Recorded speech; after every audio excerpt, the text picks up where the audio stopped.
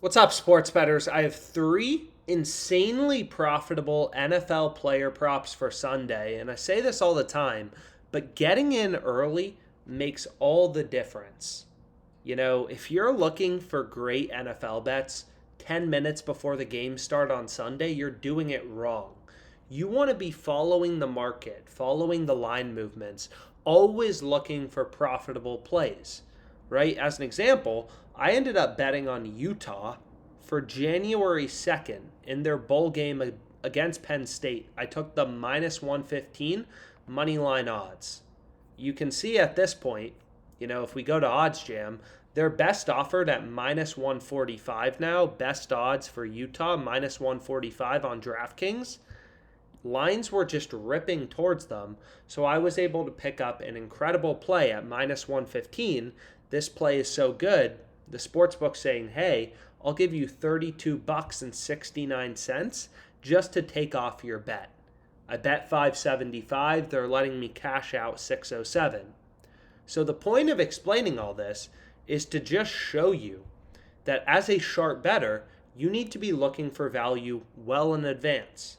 There's no more Utah minus 115. Now, if we're looking throughout the market, again, the best price is minus 145. So, as a sharp sports bettor, we always need to be looking for value in the market. And one of the first plays I found on Underdog Fantasy is right here on Darius Slayton, right? So, what I ended up noticing is, hey, his over-under for receptions, so I'm looking at the player receptions market on the Odds Jam screen, but you can look at any market you want to, is at over-under 4. That's his over-under on Underdog Fantasy. Prize Picks, which is a big competitor to Underdog Fantasy, they have his over-under at 3.5. So half of a reception lower, right? So typically when I'm using this screen, I'll just look for where are Prize Picks and Underdog set at different levels, and then I'll try to see if there's value in one of the plays. So as an example, if we go back to the Slayton one, it's like, 4 versus 3.5 is a pretty big difference, right? If we take Slayton under 4 receptions on Underdog Fantasy, and he has exactly 4 receptions, we're pushing. Anyone who bets the under on Prize Picks, or if we scroll over, you'll notice Betway or any of the other sports books, they also have Slayton's over-under in terms of receptions at 3.5.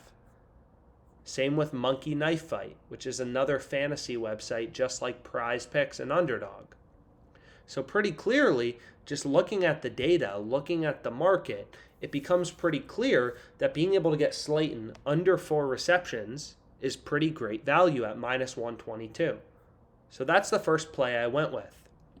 And again, on Underdog, we want to play 3-pick entries. I want 3 picks that I like at minus 122 odds. Sometimes if you get really lucky, you can find 5 picks you really like at minus 122. But most frequently, I'm looking for 3-pick entries where I like every single play at minus 122 implied odds. So this is the first one I went with. There's also some previous plays I gave out. Like you can see right here, we ended up taking Dawson Knox. I took him under 3, right? You can see all the sports books have his line at over under 2.5 receptions. Slightly juiced towards the over, but again, 2.5 to 3 is a big deal. Because if we take Knox under 3 receptions, if he has exactly 3, we're going to push on Underdog. Anyone who places that under 2.5 on the sports books or Prize Picks, they'd lose. And again, like Dawson Knox, his receptions line is so low. It's at over under 2.5 on the sports books. So it's not like this guy's ending up with 10 receptions. The probability he has 0, 1, 2, 3, 4, or 5 receptions is probably like 95% of his distribution of how many receptions he gets on average every single game. So that difference between 3 and 2.5 is massive, right? It's a lot, bigger of a deal than, let's say, 213 points versus 212 half in an NBA point total. right? So this difference between 3 and 2.5, that's exactly what we're looking for. And it makes it pretty clear. Like, you can think about this. This is, that's a pretty big increase from 2.5 to 3 receptions, right? That's like 20%. So it's not a small amount. So being able to get that under 3 receptions is great value. Then I also like to use this positive EV tool to find great plays on Underdog Fantasy. So you can see I have a bunch of plays open, including a bunch of different plays. I have this play on Brady under 1.5 passing TDs, and this is from the OddsJam Positive EV tool. So this is one of the most frequent, I use this tool probably most frequently on OddsJam, the Positive EV betting tool. And what's really beautiful about it is there's no BS, right? It just scans the market and shows you where the value is. So as you can see right here, it's like, okay, Tom Brady under 1.5 receptions, or I apologize, passing touchdowns, is minus 122. That's the implied odds, again, for a 3-pick entry on Underdog Fantasy. All of the sports books are pricing this minus 145 to minus 180. So as sportsbooks started to post player prop odds for Sunday, every sportsbook you can see is opening Tom Brady as a heavy favorite to go under 1.5 passing TDs. Right? Pinnacle, which is the sharpest sportsbook in the world, they're pricing Brady under 1.5 passing TDs at minus 180. So we're getting 58 cents of improvement from the sharpest sportsbook in the world. They're pricing Brady under 1.5 passing TDs at minus 180. We're getting minus 122. DraftKings has this minus 145. Caesars minus 145. Unibet minus 165.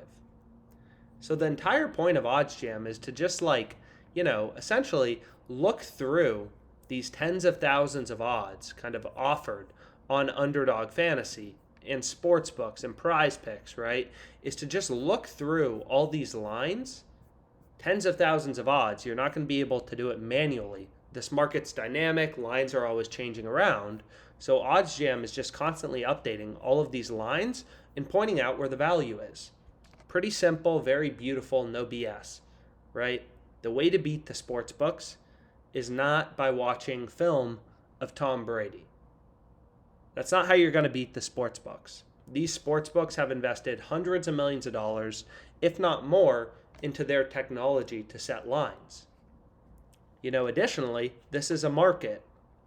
There are millions of people who bet on the NFL, right? If you're just saying, oh, I know for a fact Tom Brady's going over 1.5 passing TDs, that's what I'm betting on, that means you, first of all, think you're smarter than the hundreds of millions of dollars sportsbooks have invested into their line setting technology.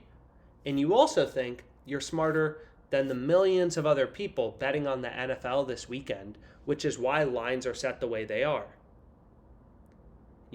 Real-time market odds are just like stock prices. They encompass all information available in the market. If Brady gets injured or his foot gets hurt, that will be reflected in the odds.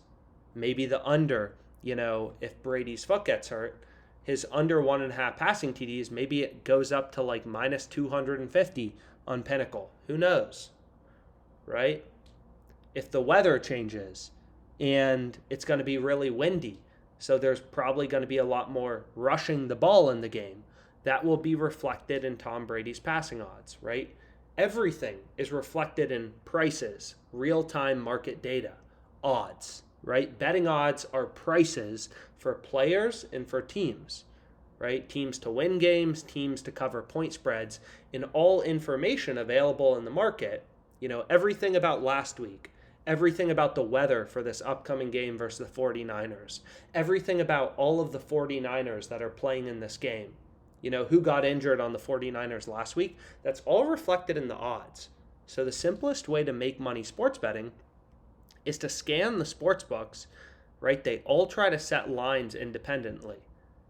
Caesars, they don't want the same odds as Unibet. They're competitors, so they want to set lines independently.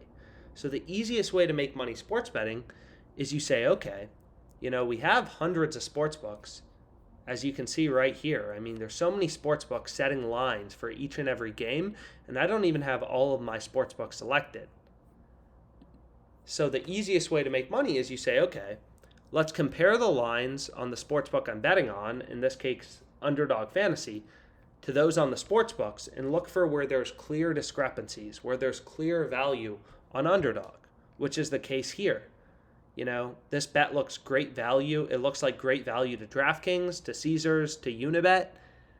Obviously, Unibet is more bullish. They're more favored on Tom Brady going under 1.5 passing TDs. Obviously, Pinnacle, they have this minus 180. They have this the most favored on the under.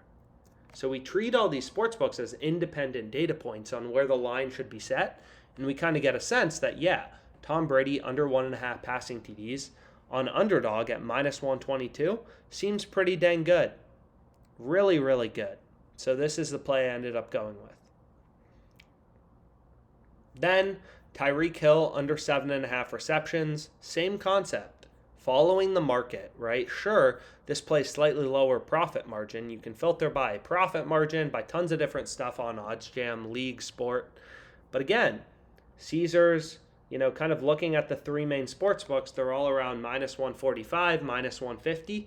Definitely seems like we're picking up some value at minus 122. So you can see right here, that's the first play I went with. So we have Hill under, Brady under, 2 plays just from the OddsJam positive EV tool. Just the bet in bold with a circle around it. Those are the plays we want to hit. And then, ended up pairing Brady with some other props. But that's what I got on. Hopefully you guys enjoyed this video, and let's make some money.